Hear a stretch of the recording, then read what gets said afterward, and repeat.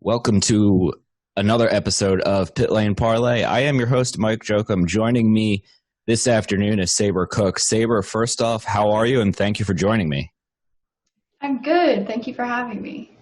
Good. So let's start with a fun question here before we dive into some racing. We've been under quarantine now for, 11 weeks. Have you come up with any new quarantine hobbies that are funny or entertaining, or housework, or anything that you've done to keep busy that isn't racing related? That's a new hobby? Or improved on a hobby? I guess, I've been reading, but I guess that's not unusual, just doing more of it. Yeah. I did register for the masterclass that you can do online. Yeah. So listened to several of those, thought that was pretty good. I did a lot of research on like different types of training programs. So like trying to switch things up and really understand like the science of exercise. And I ordered Blaze Pods, which I'm pretty excited about. I haven't used them yet. They like literally just got here. So I'm excited to try those. What is that? That is, they're like little circular lights, and they come with several mounts, and you can like place them anywhere or on surfaces or use them in the gym, and they like change colors, and they're also like they're basically for reaction training and like cognitive function training. So I love it. That sounds pretty excited to do that. And then I just got this, Yeah. like W Series kitted us out, and I got this a couple days ago. So I am like frantically trying to get lots of time on it before our race. So doing that, and then I've been coaching a lot, working a lot, fixed, like we have rental carts out at the track that's here in Junction, and spent a very long time fixing all those. So just kind of like odds and ends, staying busy, regular training, and spending time with family and petting my dog, and yeah. How about you? All of that sounds great. I have gotten very good at making my brown grass green outside. That is good. Pretty proud, because I'm terrible at killing plants and everything like that. So it's, a lot of YouTube videos, and we did finish Tiger King in about a day and a half. I think like the first week of quarantine. If you haven't seen it, you're not really missing all that much, but it is. Yeah, I watched like the first part of the first episode, and I just didn't follow through. Yeah, now I look back on it and I'm like, that was really dumb. But at the same time, it was the first week of quarantine, and you're like, what else am I going to do? Yeah, I hear everyone got so obsessed with it though. Like, I was missing out, but the social media really took hold of it, and there's still stuff every day, and I see Carol Baskin questions pop up in like random people's like social media, like live streams, like drivers do a live stream and they're asking like, did Carol Baskin kill her husband, and all that craziness. And I'll make that a Twitter poll this week and see how many people actually watch Tiger King. So with that being said, obviously you're sitting at the sim rig that you just talked about right now. So what's the iRacing or whatever program you're using training been like so far for the W Series entry, which I think it's this weekend or next weekend? The first race will air next week at Monza. We're using iRacing, kitted out with all the Logitech G920 steering wheel pedals, and got like this really cool PC. I'm pretty stoked on it. Yeah. And it's we've just been kind of doing some pre-check runs and stuff like that, but excited to show you guys what we've been doing, and hopefully the racing will be good and entertaining for everyone. So what have you iRaced previously, or is this a brand new thing to you? It's pretty brand new. I've had an account like in the past, but I never did any iRacing races. I literally would only use the account if I didn't have access to like a proper or good sim and I needed to learn a new track. That's literally all I ever use it for. So I am very much rookie level. So I got my, like the 2.5 rookie starting level rating. So I got a lot to learn, and just trying to figure it all out. So if anybody out there has tips for me, I'm open to them. So. I will post that as well, and I think we have some pretty big iRacers that listen to the show pretty regularly. So with that being said, let's continue on with the W Series. You had a couple top tens last year. You're back again this year. So going into season 2 of the W Series, whichever, and I honestly don't know the schedule off the top of my head right now, but they have not announced when it's going to restart, and many of the dates. So I don't know either. Makes me feel a little better because I went, that was the one thing I didn't pull up on my computer before we started here. So whenever it starts, what are your expectations to build on what was a pretty solid first year in the W Series? I know it was new to everybody last year, but what do you think can be what are your goals for season 2? Well, definitely finishing the points every single race. That's definitely a must. I would ideally like to be able to get into the top 5. I know podiums are going to be insanely hard, especially we've got a lot of new girls coming in, and some of them have a really solid experience and base. So it's going to be tough, just like last year. But I am trying to come into this year more prepared, come into this year with a new perspective, and then also just build off the momentum that I had last year, because I felt like I had a good progression over the season, just made some mistakes, learned, but overall looking forward to just pushing forward and finishing, just improving everything from last year. I like it. So is there one track that's on the tentative 2020 schedule that you think this is my best chance for, let's say, a top 5?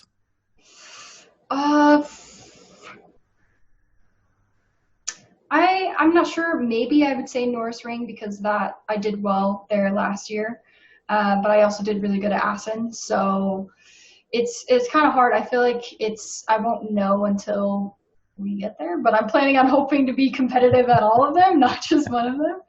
And then also, but like if we end up running at Coda, like we were planning on doing that would be the ideal race to obviously get that top 5 finish, because home track, home race, and I'd really love to make everybody proud on U.S. soil. Yeah, that'd be awesome. So your schedule this year makes me very tired. So you're also scheduled to do some number of races in Indy Pro 2000 with Bennett Racing. So I don't know if you know what your tentative schedule is now that Indy Pro released their 2020 schedule, but what are your thoughts so far on heading into the Road of Indy side of things this year? Well, at the beginning of the year, it was looking pretty positive. It looks like I was going to be able to run the 6 races that didn't conflict with W Series. But fortunately, coronavirus had a different plan for everyone. So we're supposed to restart racing next month at Road America, and they've released the revised schedule. I'm hoping to make as many races as possible, but unfortunately, obviously, economically, everyone's been impacted, and which therefore impacted my sponsorship. So that's kind of been delayed, and I'm trying to make the best of it, trying to scrape together, make it still happen. But it is the reality of the situation right now. So hoping to make as the planned races that I wanted to do, Road America, Mid-Ohio, Laguna Seca, possibly Portland, and St. Pete, and Indianapolis. So I'm hoping to still make them, but right now I can't guarantee whether that's going to happen or not, sadly. Yeah, I think we said on our episode the other day, it's one of those years where things are going to change probably every day and every week, and I don't envy the position a lot of drivers and teams are in, having to scramble last minute with so much uncertainty. It's definitely a battle. So with that being said, I'm going to switch gears here slightly. We've got a Pit Lane Parlay Spotify drivers playlist that each driver that's on, we pick one song to add to the list, and we've got some wild additions, songs that I've never heard of and probably still haven't listened to. So we're going to allow you now to add one song to the list here, and I will add it as we talk so I don't forget. Okay. I feel like I got to look in my Spotify playlist. I would do the same thing. We have, let's see here. Oh, this is tough. We have some fun ones called Astrovan by Mountjoy. That was courtesy of Zach Veach. a fun song called Hillbilly Rich by somebody called Tim Montana. And where's my favorite one? Oh, Sunset Lover by a band or person called Petite Biscuit, which is always my favorite, just to say. Is it supposed to be like a fun playlist or like a pump up playlist? Or just it's whatever you want it to be. Anything. And it's whatever you want. Some guys say they listen to it before the race. Can I go like super 90s old, like kid? Hell yeah. Go, can we do Sum 41 Fat Lip? Oh, that's I loved that when I was a kid. All right, we are going to add that to the list. Everybody on YouTube can see me adding it live because I did this a couple times last year and I forgot to add them. So we are restarting this now in 2020. So yours is now on the list. Awesome. I'll check it out. So you also graduated college with a mechanical engineering program. So not only are you racing, that sounds like an incredibly difficult degree to get. So what led to the passion for mechanical engineering, and does that help you kind of on a race weekend set up the car and you have an idea a little bit more so from a technical perspective than maybe some of the other drivers? I definitely have like a different level of understanding than the other drivers that maybe don't have a technical degree. But in this day and age, it's very essential for a driver to really understand what is going on. In some ways, it does help me kind of have a different perspective and maybe communicate better with the engineer because I understand where they're coming from. But in some ways, I also think it's kind of a detriment because because sometimes I have to make sure I separate the two, right? Like I'm here to drive, not be the engineer. I need to let the engineer do his thing, and not like, because I love it and I start just thinking, I'm like, what if we do this and what is this and this and this? But I need to just focus on driving. But it definitely gives me, I think, a very good understanding and helps my communication with my engineer. Awesome. So it sounds like you've got a ton on your plate this year. What else do you have going on in Sabre Cook world that maybe fans don't know about? Oh, what else do I have going on? I've been coaching a lot on the side. I guess I don't always advertise that a lot, but working with a lot of young kids, especially in the karting stuff, and really, really enjoying that.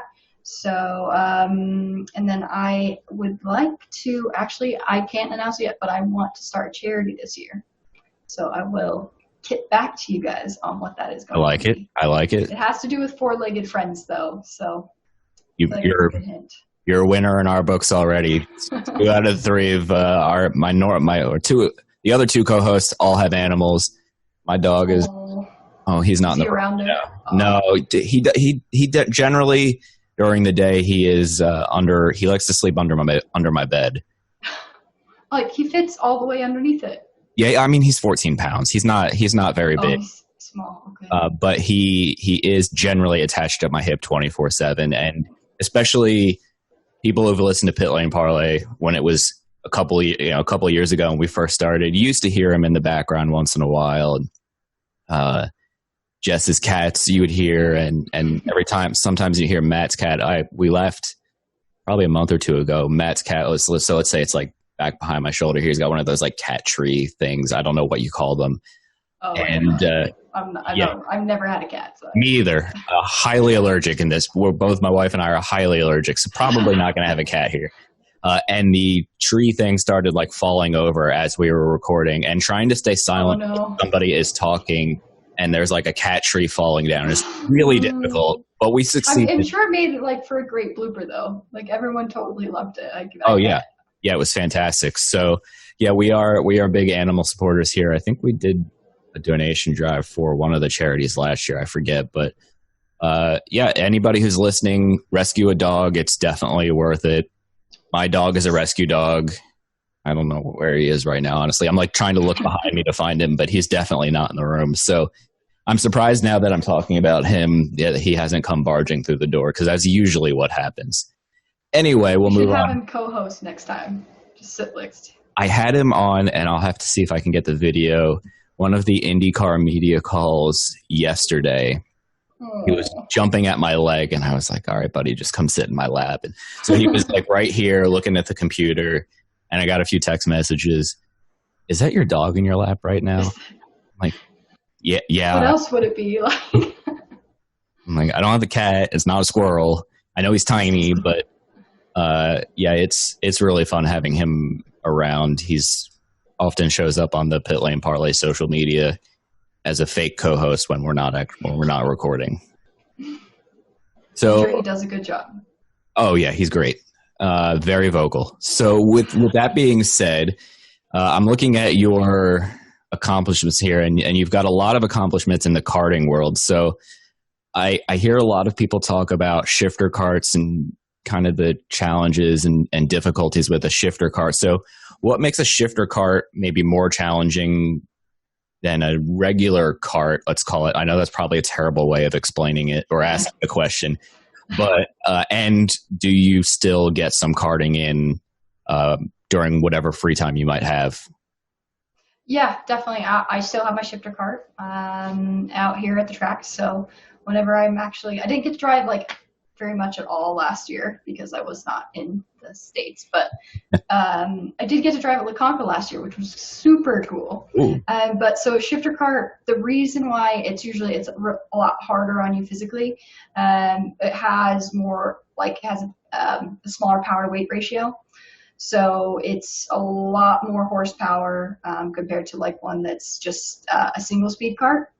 And it tends to carry more like G-forces around the corners. And it's just a little more abrasive on the body and definitely gets your heart rate up. So especially on bumpy tracks, that's usually when people feel it the most. So but yeah, it's a great experience, and it's still probably one of my most favorite things to drive.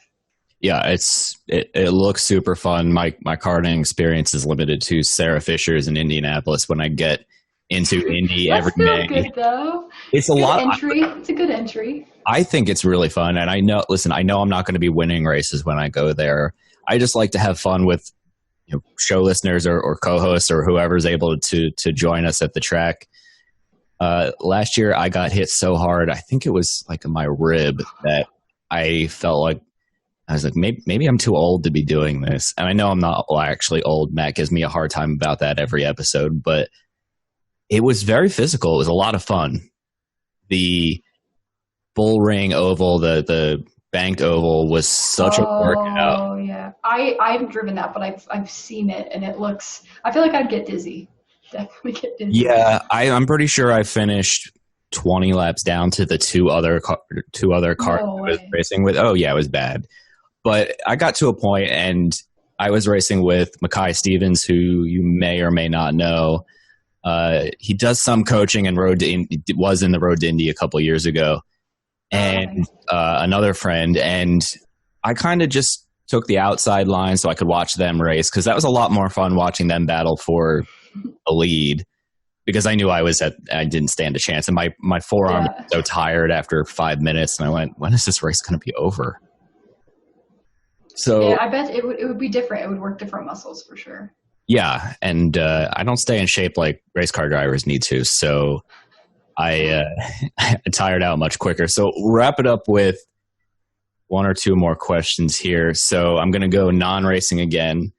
Okay. If you had to pick, this is a host Jess question. If you had to pick 3 people to invite to a dinner party, whether they're dead or alive, racing or not, who would it be and why? Oh, this is a hard question.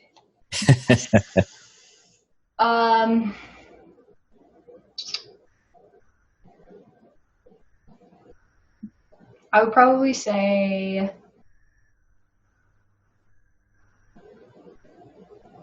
Isaac Newton. That would be interesting. Ooh, okay. And probably,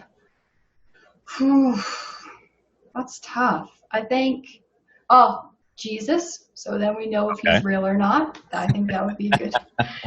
Right. What else? If you want me to pick a race car driver, I'd probably pick Senna. If you want me to. That's fair. Most people always pick at least one racing person. I am glad you didn't go the easy route of like, oh, I'd invite my dad or my significant other. Or Jim Clark. I think that would be cool. That would be good. I have a clap button on my soundboard here, but I don't remember which one it is. So I'm just going to visually clap. Yeah, great. That's definitely the most diverse 3 answers I think we've heard on this show in 3 years. So hats off to you on that one. And we'll wrap it up with one question here. Out of all of the W Series and Road to Indy drivers you've driven with over the last couple of years, if you could pick one that would be your teammate forever, for every racing series you get to be on. And I literally just came up with this question on the spot. I kind of twisted a question I usually ask. So I'm going to put you on the spot again for the last question of the afternoon. Wait, do they have to be a current Road to Indy driver or just like any past one? Any past one. I would probably pick I'd probably pick Oliver just because we get along and he has the good experience and I feel like I could learn from that. So yeah, I like that. And he could teach me how to play guitar or teach you how to play guitar. That would be pretty cool. I've tried a couple times throughout my life and have failed miserably every time. So I'm going to have to find him this year to learn some guitar lessons. Anyway, that was a great answer. I enjoyed it. So Sabre, thank you very much for joining me this afternoon. Best of luck in 2020, wherever you're racing, if it's W Series overseas or if it's here in the U.S. And if you're able to get into any road to Indy, we're all looking forward to seeing you out at the track and definitely let us know about that charity whenever it comes to be. Okay, I will. Thank you guys so much, and I hope to see you all there as well. Yes, thank you very much. 6 feet apart, though, right? Like, I'll just wave. Be safe. Yeah. One of those like long distance high five sort of thing. Yeah, just an air 5. Yeah, that's a better way of putting it than my bumbling sentence there. So, thank you again, and good luck this year. Thank you very much. Have a great day. You too.